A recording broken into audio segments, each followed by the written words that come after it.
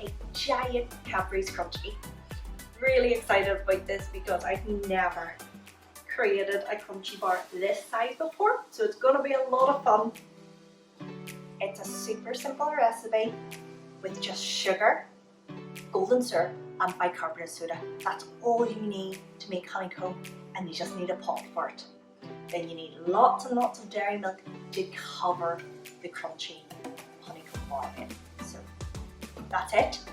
Then you need your gigantic box or baking tin or Tupperware box, whatever you have.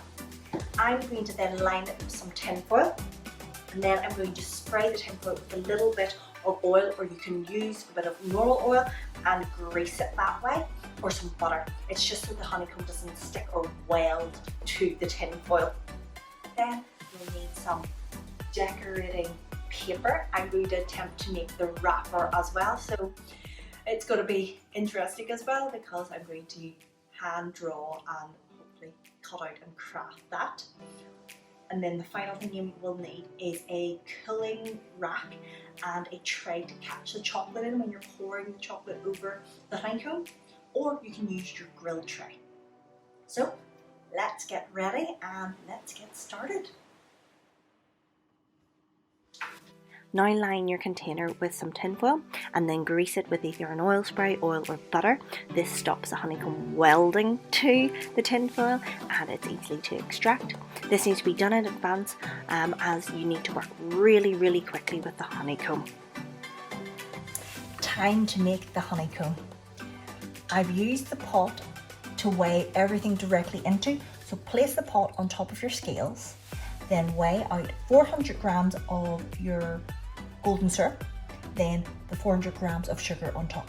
So you have this lovely mixture like this. Put it onto a very low heat and using a wooden spoon or a spatula, keep stirring it till it's dissolved, then increase the heat to a simmer, and then just keep stirring it and watch it turn a lovely golden amber colour, that really characteristic crunchy colour. Once it's done that and it has been really bubbling at that colour, then you add in the bicarbonate soda. I've put it into a little cup here to make it really easy to just transfer into, and then we'll show you what the next stage is because you need to work really quickly. You'll mix it really quickly, and then that's why the box is already here, because we're going to pour it directly in literally within seconds. So everything's very quick. Let's get started.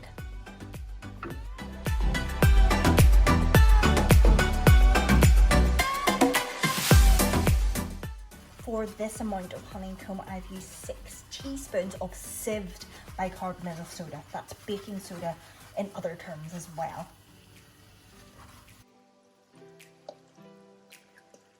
So it's nearly there, but yet again, be really careful. I've taken it off the heat so I can actually see the true colour. It's nearly there, and you need it slightly darker than this.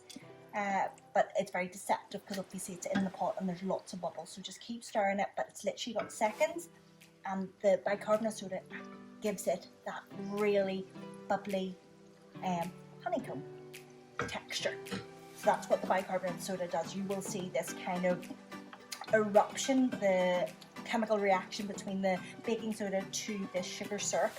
It just makes it kind of near enough explode out. So yeah, again, be careful with this because it will be very hot and it will be really sore if you get it on your skin. I have done it before and it's not fun, so you will get a wee burn. Right, that's there. It's nearly at the burning stage. Turned off the hob because I don't want to burn this. But yeah, still stirring and quickly throw this in. So be really careful, it's going to erupt. This magic here is what happens, but make sure you beat it really carefully because you are going to then get lumps of bicarbonate soda if you don't stir it. So there you go. This is what happens. So this is what we're going to do.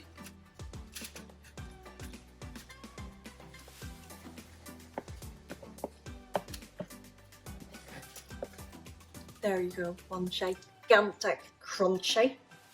Let that cool. It'll take a good couple of hours for it to cool, and it will subside a bit because of all the air bubbles. So if you do knock it now, it will compress a little bit further. As you can see, there's a bit of give in there, but it will collapse on itself a little bit with just the temperature around your room and everything. So just let it sit, and then we will get back to it when it has cooled. So it's time to check on the honeycomb. That's a lot of honeycomb, completely set, and you can hear, it's nice and crunchy, and so crunchy. Now we have to melt some chocolate, and we are going to melt the chocolate and put it on the top or the bottom of it first. Let that set, and then we're going to tip it out, and then we're going to put it on your tray and then drizzle more chocolate over it. But all you need to do is, I'm going to melt 1.5 bars, that's 300 grams to cover the base of this, and then we'll come back and do the rest.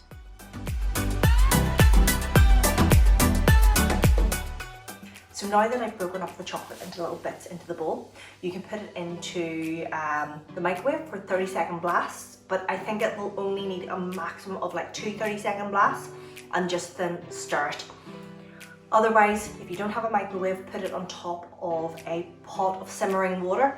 Do not let the water touch the bottom of that, otherwise it will scald. And the same with the microwave. If you overheat and put it in for a full 1 minute blast, it will burn the chocolate. So let's get this melted.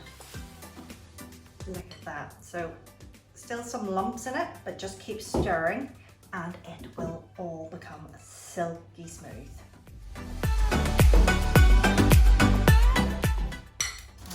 See, I'm literally just going to cover the top layer, let it set, and come back, and we're going to peel back the tin foil. Can't wait.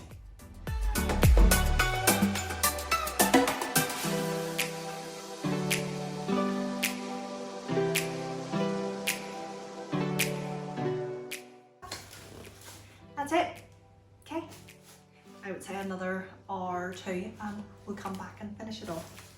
So let's extract this.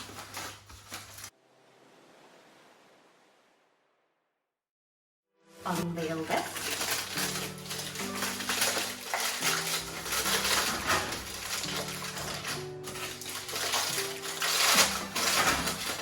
Yeah, this looks good.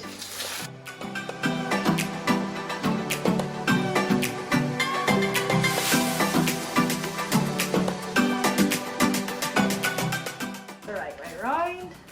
Look at that. This is going to get very messy. Ready.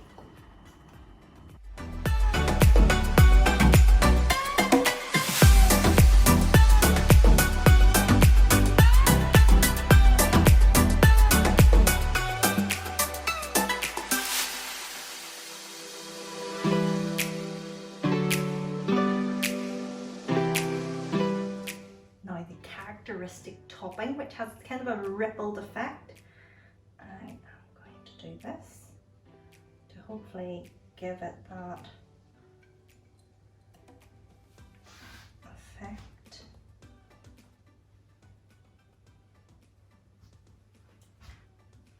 I think it looks pretty good now. There you go. I think it looks pretty awesome. Super happy with it.